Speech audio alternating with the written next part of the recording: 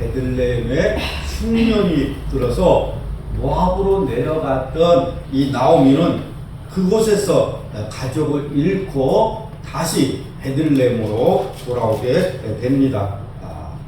모압으로 내려가서 남는 게 딱 있죠. 세 남자의 무덤만 모압에 남았습니다. 베들레헴은 원래 나오미가 살던 곳입니다. 그러니까 베들레헴으로 돌아왔다는 것은 원래 자리로 돌아왔다는 거예요. 자기 위치로 돌아온 것입니다. 그래서 우리는 하나님이 정해 주신 구역을 떠나면 안 돼요. 하나님이 우리에게 구역을 정해 주셨어요. 그래서 구역을 떠나면 안 된다. 어떻게 됩니까? 구역을 떠나게 되면 1장 21절 말씀 보니까 내가 풍족하게 나갔더니 여호와께서 내게 비어 돌아오게 하셨느니라. 풍족하게 나갔다가 비어 돌아왔다는 것입니다. 그러니까 나갈 때는 있는 재산 뭐 다 팔아서 가기 때문에 어느 정도 먹을 것이 있습니다. 집을 나간 탕자도 자기의 분깃을 받아가지고 집을 떠났어요. 그러니까 처음에는 부족함이 없습니다. 그러나 세상을 따라가면 결국에는 얻어 터지고 돌아오게 됩니다. 그래서 이런 찬송가가 있는 거예요. 천부여 의지 없어서 손들고 옵니다. 그러니까 손들고 돌아왔을 때는 이미 얻어 터진 거예요. 실패한 것입니다. 빈손이에요. 하나님을 떠나서는 먹을 것이 없다는 것을 알아야 합니다. 나오미가 베들레헴으로 돌아왔다는 것은 생명의 떡이신 예수님께로 돌아왔다는 말입니다. 주님을 떠났을 때는 실패와 죽음이 기다리고 있었지만 주님께로 돌아왔을 때는 회복의 역사가, 축복의 역사가 기다리고 있었습니다. 자, 1절 말씀 보겠습니다. 나오미의 남편 엘리멜렉의 친족으로 유력한 자가 있으니 그의 이름은 보아스더라. 자, 유력한 자란 말은 힘이 있고 능력이 있다는 말입니다. 보아스는 나오미와 룻을 구원하는 능력 있고 완전한 자로 나타납니다. 이처럼 죄에 빠진 인류를 구원할 자도 능력이 있어야 합니다. 그러니까 인류의 이 구원은 말이나 철학으로 되는 것이 아닙니다. 그럼 이단들을 보세요. 이단들은 아름다운 말로 구원과 영생을 약속하지만 그러나 능력이 없는 자는 아무것도 줄 수 없습니다. 구원자는 죄인을 사탄에게서 죽음에서 건져낼 힘이 있어야 합니다. 이 힘있고 능력 있는 분이 바로 예수님입니다. 예수님은 자신이 죽은 자들 가운데서 부활하심으로 생명의 주님이심을 보여주셨습니다. 예수님은 십자가에서 죽으셨어요. 그리고 다시 살아나심으로 나는 생명의 주다는 것을 보여주신 것입니다. 그러니까 예수님만이 우리의 구원자십니다. 다른 이로서는 구원을 받을 수 없다고 성경은 말씀하고 있습니다. 3절 말씀을 보겠습니다. 룻이 가서 베는 자를 따라 밭에서 이삭을 줍는데 우연히 엘리멜렉의 친족 보아스에게 속한 밭에 이르렀더라. 자, 룻이 베는 자를 따라서 밭에서 이삭을 줍는데 우연히 보아스에게 속한 밭에 왔습니다. 이것은 우연이 아닙니다. 성경은 우연이란 없습니다. 보아스는 나중에 룻의 남편이 됩니다. 지금 룻이 보아스의 그 밭에 간 것이 인간적으로 볼 때는 우연히 간 것 같지만 하나님께서 인도하신 것입니다. 아멘. 가인의 이 진화론은 우연을 강조해요. 우연히 우연히 돌연변이가 일어나고 모든 것이 우연히 만들어졌다고 말합니다. 우리도 뭔가 설명하기 어려우면 우연이라고 말하잖아요. 우연히 그랬다니까. 우연이라니까. 설명하기 곤란하면 우연이라고 그래요. 그러나 하나님을 믿는 사람에게는 우연이란 없습니다. 이 우연이는 인간의 관점에 불과합니다. 모든 것이 하나님의 계획 가운데서 일어나는 것입니다. 예레미야 10장 23절 말씀에 여호와여 내가 알거니와 사람의 길이 자신에게 있지 아니하니 걸음을 지도함이 걷는 자에게 있지 아니함이니이다. 그러니까 우리들이 걷는 발걸음은 우연히 없습니다. 걷는 자의 발걸음이 나에게 있지 않고 하나님께 있습니다. 오늘 여러분이 여기에 앉아 있는 것은 하나님이 여기로 인도하신 것입니다. 하나님의 은혜입니다. 다 하나님의 뜻이 있어요. 하나님께서 나에게 복을 주시려고 우리의 발걸음을 샘물교회로 인도하신 것입니다. 그러니까 인간의 눈으로 보면 모든 것이 우연이지만 하나님이 여러분의 인생을 인도하신다는 사실을 믿으시기 바랍니다. 룻과 이 보아스의 만남처럼 사람 잘 만나는 것이 복입니다.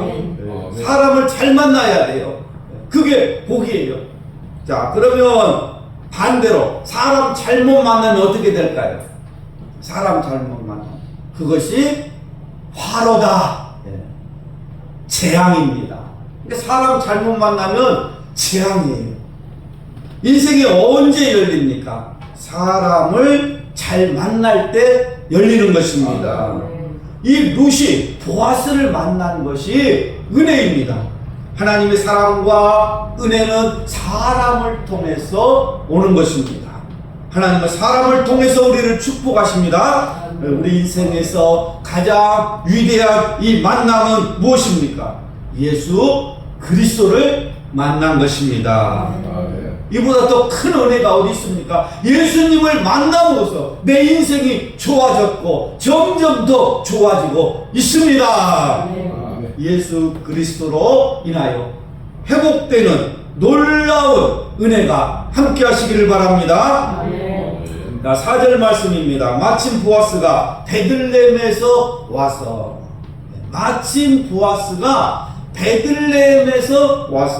자, 보아스는 베들레헴 사람입니다.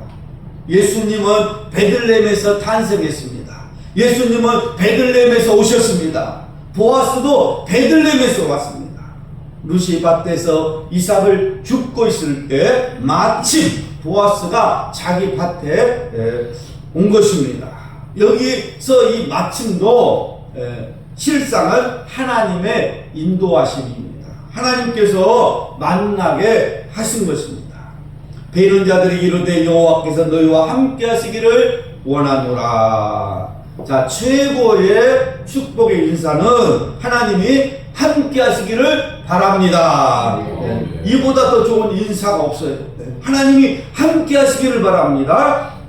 하나님이 함께 하시면 모든 문제가 다 해결될 줄로 믿습니다. 오늘 하나님이 함께 하시기를 축복합니다. 이 인사를 했더니 베는 자들이 뭐라고 대답합니까? 여호와께서 당신에게 복 주시기를 원합니다. 그러니까 보아스와 그의 일꾼들이 범사에 복을 기원하고 있어요. 보아스는 축복하는 사람입니다. 복을 나눠주는 사람입니다.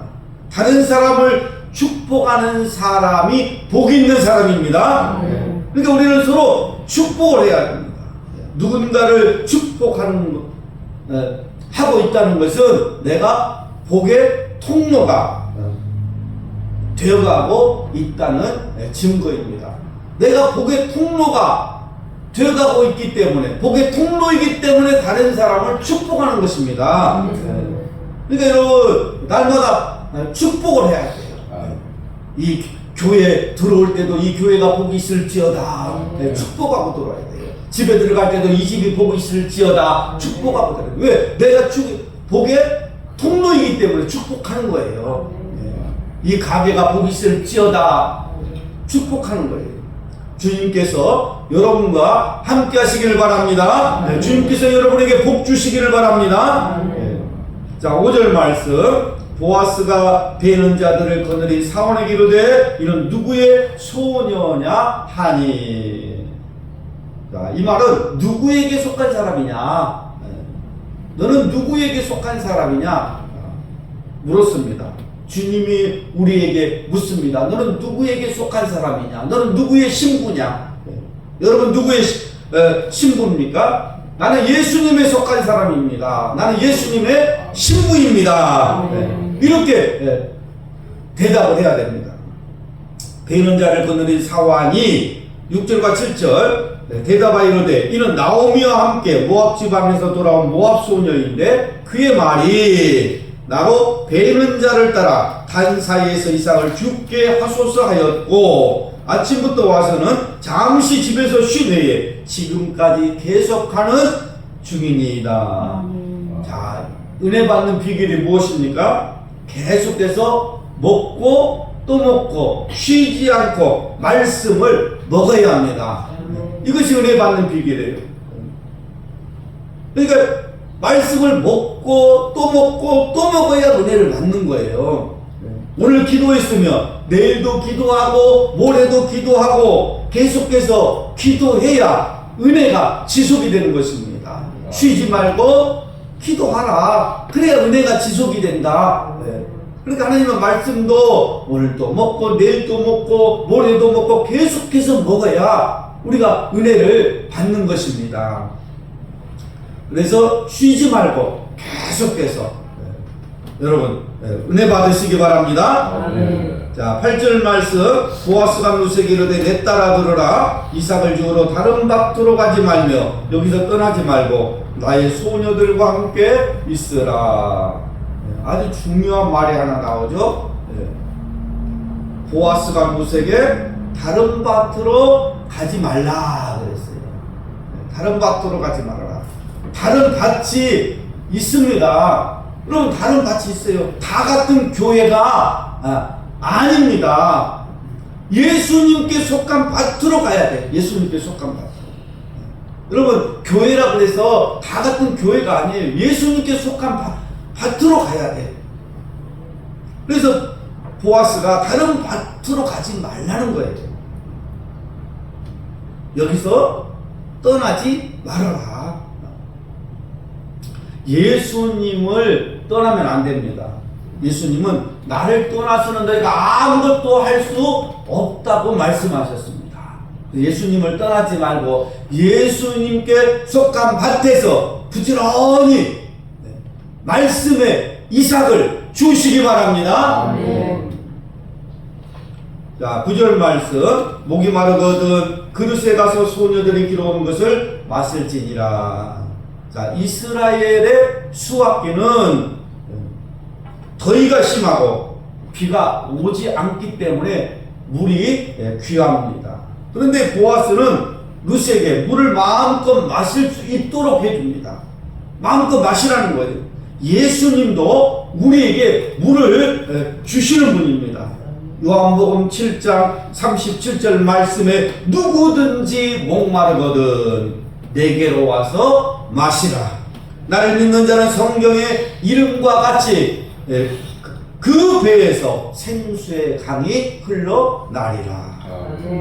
그러니까 예수님도 우리에게 물을 주시는 분이에요. 그런데 이 생수는 성령을 의미합니다. 성도는 늘 성령의 생수를 마셔야 합니다. 갈증이 나오든 주님께 나와 성령의 생수를 마시기 바랍니다.